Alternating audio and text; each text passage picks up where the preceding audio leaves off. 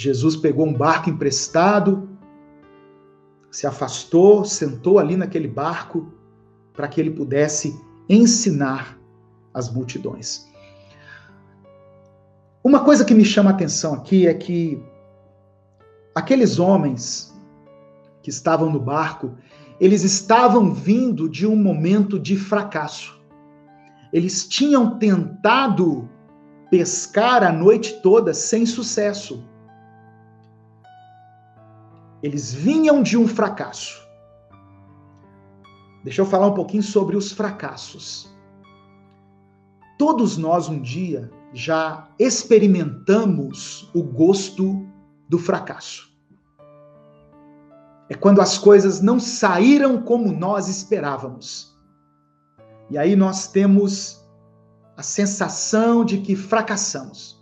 Puxa vida, eu esperava que eu conseguisse isso, eu esperava conseguir passar naquela prova, eu esperava tirar carteira de primeira, eu esperava que o meu casamento fosse diferente do casamento do meu pai e da minha mãe, mas eu vi que eu fracassei. Todos nós um dia já experimentamos o fracasso. Eu achava que seria um marido melhor, eu achava que seria uma esposa melhor, eu pensei que eu tinha condições de criar os meus filhos diferente, com diálogo, mas hoje eu vi que os meus filhos se afastaram de mim, não há diálogo, por mais que eu tente, por mais que eu force, eles se isolaram, eles criaram uma barreira que nos distancia. E aí nós sentimos o fracasso. Aqueles homens vinham de uma tentativa de pescar peixes, mas não pescaram nada. A sensação de fracasso. Nós fracassamos em muitas coisas, de muitas maneiras, e o fracasso é sempre algo muito doloroso, irmãos, porque ninguém entra em algo com a intenção de fracassar. Nós investimos em algumas coisas com a intenção de sermos vitoriosos, de obtermos êxito. E quando fracassamos, nós ficamos com um sentimento de culpa. Às vezes ficamos com um sentimento de vergonha. Imagina a pessoa que se divorciou, por exemplo, nessa pandemia. E agora ele fica pensando assim, como que eu vou encarar a minha família quando voltar à normalidade, quando voltarmos a nos reunir? Como é que eu vou no almoço de família? Como que as pessoas vão me encarar sabendo que o meu casamento acabou no meio da pandemia? Tem gente que quer que essa pandemia continue, porque ele não sabe como vai encarar as pessoas. Porque no meio da crise, ele experimentou fracassos.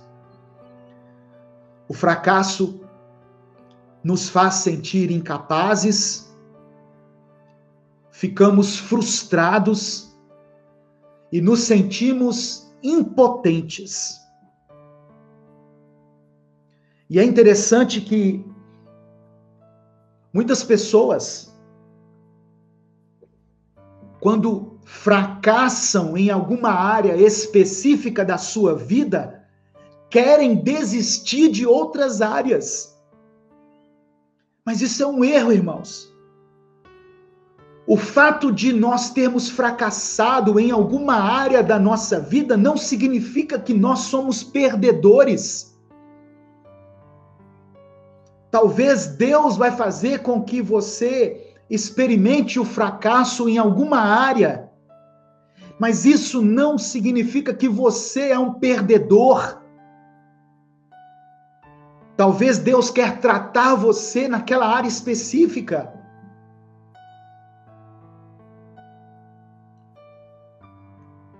Eu conheço pessoas que servem a Deus, por exemplo, pastores, líderes, que são fiéis ao Senhor, homens que têm um ministério assim proeminente, mas que passam por lutas desafiadoras em suas famílias, nos seus relacionamentos, com seus filhos. Pessoas que muitas vezes vocês veem aqui nas redes sociais, na internet, nos canais de televisão, pregando a palavra, e eles devem continuar pregando a palavra, porque ali Deus tem feito com que eles sejam relevantes, mas por trás eles enfrentam lutas. Lançaram as redes e não apanharam nada. Ah, então eu vou desistir de tudo? Não! Você continua sendo vencedor em Cristo. Essa sensação que vem sobre nós diante de um fracasso, ela muitas vezes não vem de Deus, irmãos. A sensação de que nós não somos bons como pais, como mães, que somos incompetentes para administrar a nossa vida, que a nossa vida, de uma forma geral, é em vão. Esse é um pensamento maligno. Quando essas coisas vierem à sua mente diante dos fracassos, lembre-se de quantas vezes você já foi vitorioso, quantas vitórias Deus já concedeu a você, quantas vezes você teve sucesso em áreas que eram difíceis, que as pessoas não apostavam que você conseguiria, mas você conseguiu. Traga à memória aquilo que te dá esperança. Amém, irmãos? Em nome de Jesus, traga à memória as vitórias que o Senhor já concedeu a você. No versículo 5, quando Simão, Pedro, quando ele diz assim, olha, nós trabalhamos a noite toda e não pescamos nada. Era como se ele estivesse dizendo, Jesus, nós nos acostumamos a lidar com o fracasso. Como pescadores, nós sabemos reconhecer quando o mar não está para peixe. Eu vejo aqui uma atitude de humildade, sabe? Da parte de Pedro. Embora o que eu quero ressaltar aqui é que nós não devemos nos acostumar, nos habituar com o fracasso, com a mediocridade. Mas a fala seguinte de Pedro mostra uma humildade, que ele diz assim, nós tentamos a noite toda, não pescamos nada. Nós fracassamos. Mas sobre a tua palavra, nós vamos tentar novamente. Eu reconheço a minha incapacidade, mas eu sei que o Senhor pode operar um milagre. Então aqui fala de pessoas que se acostumaram com o fracasso. Pessoas que de tanto tentar desistiram. Os discípulos queriam guardar as redes. É isso que eles estavam fazendo. Mas Jesus estava os desafiando a irem para um lugar mais profundo, a buscar por águas mais profundas. Vamos tentar novamente. Mas Jesus, nós já tentamos a noite toda. Mas eu não estava no barco. Eu não estava junto com vocês. Entenda isso, irmãos. O fracasso faz com que a gente tenha vontade de desistir ou de seguir à margem daquilo que nós realmente poderíamos conquistar. Mas Deus nos chama hoje para mergulharmos de cabeça, para tentarmos novamente sobre a palavra de Deus. O convite de Jesus é: vamos para águas mais profundas e ali lancemos novamente as redes. Águas profundas fala de irmos mais longe, irmos além. Fala de buscar a Deus com mais intensidade. Fala de mergulharmos na vida com Deus como realmente devemos mergulhar. Sair de uma superficialidade e mergulharmos na intimidade com Deus. Amém? E ali lançarmos novamente as nossas redes. Eu sei que a resposta de muitas pessoas diante desse desafio é a mesma resposta de Simão. Eu já tentei, pastor. Eu já tentei a noite toda. Eu já tentei a vida toda. Olha, eu sei que você já tentou.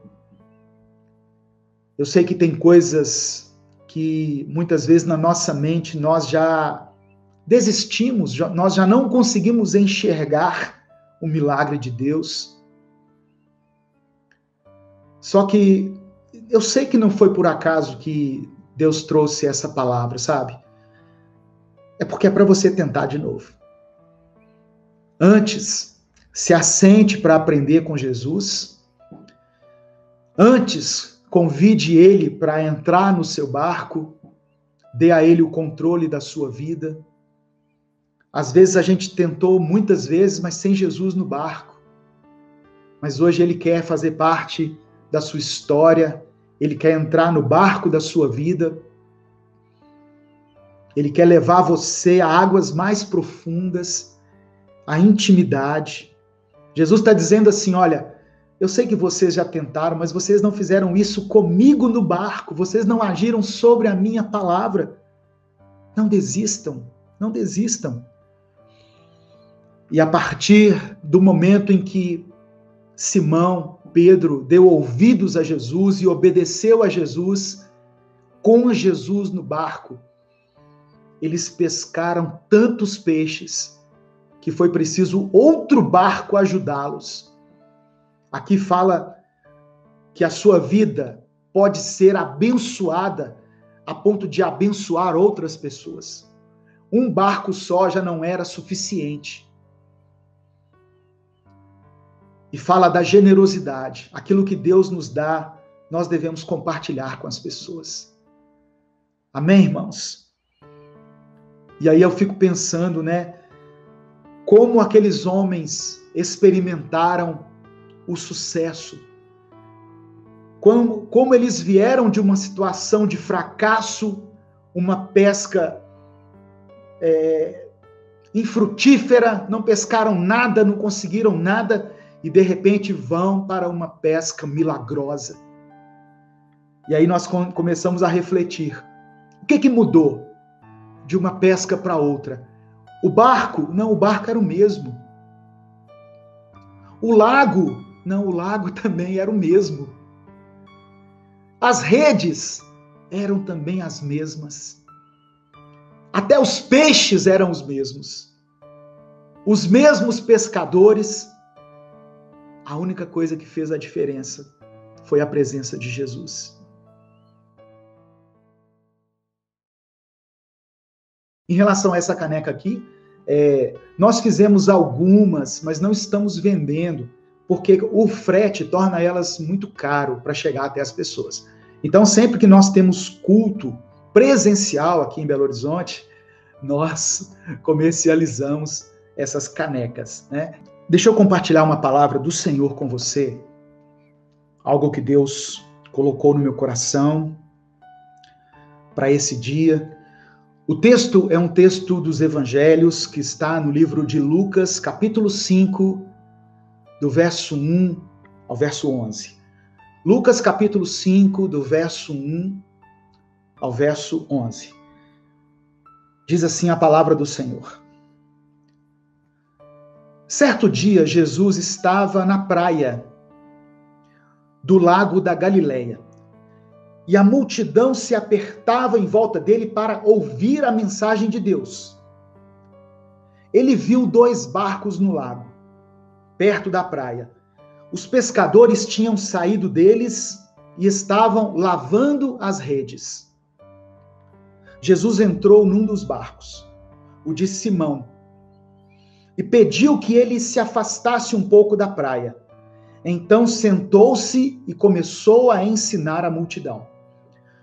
Quando acabou de falar, Jesus disse a Simão: leve o barco para um lugar onde o lago é bem fundo. E então você e os seus companheiros joguem as redes para pescar. Simão respondeu: mestre, nós trabalhamos a noite toda e não pescamos nada.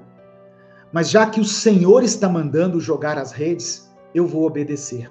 Sobre a tua palavra, nós lançaremos as nossas redes. O tema da mensagem é águas profundas. Versículo 6. Quando eles jogaram as redes na água, pescaram tanto peixe que as redes estavam se rebentando. Então fizeram um sinal para os companheiros que estavam no outro barco, a fim de que viessem ajudá-los. Eles foram e encheram os 2 barcos com tanto peixe que os barcos quase afundaram. Quando Simão Pedro viu o que havia acontecido, ajoelhou-se diante de Jesus e disse: Senhor, afaste-se de mim, pois eu sou um pecador. Simão e os outros que estavam com ele ficaram admirados com a quantidade de peixes que haviam apanhado. Tiago e João, filhos de Zebedeu, que eram companheiros de Simão, também ficaram muito admirados. Então Jesus disse a Simão: não tenha medo, de agora em diante você vai pescar gente. Eu farei de você um pescador de homens. Eles arrastaram os barcos para a praia, deixaram tudo e seguiram a Jesus. É uma passagem que muitas pessoas conhecem e eu mesmo já preguei algumas vezes nessa passagem, mas Deus sempre fala ao meu coração de uma forma assim muito especial quando eu leio os evangelhos. E o efeito que a palavra de Deus produz tem mais a ver com o coração das pessoas do que com o pregador. Essas centenas de pessoas e milhares de pessoas que vão assistir depois esse vídeo, cada uma delas vai receber a palavra de Deus de uma maneira e será tocado por Deus de uma forma. Mas isso não tem a ver com o meu desempenho aqui como pregador, a minha eloquência, a minha voz, que muita gente gosta. Não é isso. Tem a ver com o seu coração. Então, a minha oração é para que o Espírito Santo de Deus prepare o seu coração para que essa palavra ela provoque um impacto positivo na sua alma, no seu espírito, que você seja transformado, que o seu caráter seja mudado conforme a imagem e semelhança de Deus, que essa palavra nos torne mais parecidos com Jesus. O tema é águas profundas. Irmãos, muitas vezes Deus não vai necessariamente nos levar a fazer algo novo, mas Ele vai nos enviar de volta ao que nós já estávamos fazendo, só que dessa vez com Jesus ao nosso lado. Repare que aqueles homens estavam pescando, tentaram pescar a noite toda e não pegaram nada. Jesus não disse para eles assim: olha, desistam desse negócio. Tente uma outra coisa na sua vida, porque isso aí que você está tentando não dá certo. Pelo contrário, Jesus os levou a tentar novamente, só que dessa vez com Jesus no barco. Deus, Ele quer estar no comando da nossa vida. Deus não quer estar somente no comando da sua vida espiritual. Tem pessoas que resumem a vida dele com Deus a um culto de domingo, a um momento, a 1 hora ou 1h30 no domingo, e o resto da semana ele se esquece de Deus. Mas Deus quer estar no comando da nossa vida, não somente na vida espiritual, que tem a ver com a nossa salvação, mas também Deus quer estar junto a você na sua vida profissional, na sua vida familiar. Deus quer estar junto de você lá no seu trabalho, quando você desempenha as suas atividades. Tem pessoas que acham que a hora que vão para o trabalho, ela vai sozinho. Não, Jesus, fica aqui. Domingo eu encontro com você. Não. Jesus quer estar ali no seu trabalho, no seu local de trabalho. Ele quer estar também na sua vida familiar. Jesus quer conduzir, Jesus quer fazer parte dos seus relacionamentos familiares, da sua vida com a sua esposa, com seus filhos, com seus irmãos. Jesus quer fazer parte disso. Jesus quer fazer parte da sua vida financeira. Tem gente que quando estava quebrado veio para Jesus. E agora que as coisas aprumaram para ele, ele não lembra de Jesus, não lembra de Deus, não lembra da obra do Senhor. Deixou de ser uma pessoa generosa e se tornou uma pessoa gananciosa, avarenta. Então, seja em qual área for, Jesus quer fazer parte da sua vida. E uma coisa que me chama a atenção aqui, Jesus queria operar um milagre. Ele queria se revelar para aqueles homens que estavam prestes a segui-lo, que seriam os seus discípulos, que seriam os apóstolos. Mas antes de fazer um milagre, Jesus se assentou e ensinou para eles. Porque enquanto a multidão ouvia a mensagem, os discípulos também ouviram. Simão, que seria chamado de Pedro, se assentou ali e ouviu a palavra. Tem pessoas que querem os milagres de Deus, mas não querem aprender de Deus. Não querem se assentar para ouvir Jesus. Pessoas que vão para a igreja, que vão para as reuniões, para os cultos, para os montes, em busca somente das bênçãos, mas que, na verdade, Jesus quer primeiramente ensinar a elas. Amém, meus irmãos? Precisamos aprender de Jesus. Jesus disse assim: aprendei de mim, que sou manso e humilde de coração. Aprenda dele. Vá até Deus não somente com o intuito de receber algo material. Deus pode sim abençoar a sua vida, prosperar você, mas mais do que isso, Ele quer a sua salvação, Ele quer ensinar a você. Então, quando Jesus se assenta e começa a ensinar, as pessoas começam a aprender dele. Para aprender de Jesus, nós precisamos ter um coração ensinável. Um coração quebrantado, um coração disposto a se inclinar. Para chegar até Deus, nós precisamos nos despir do nosso orgulho, da nossa arrogância.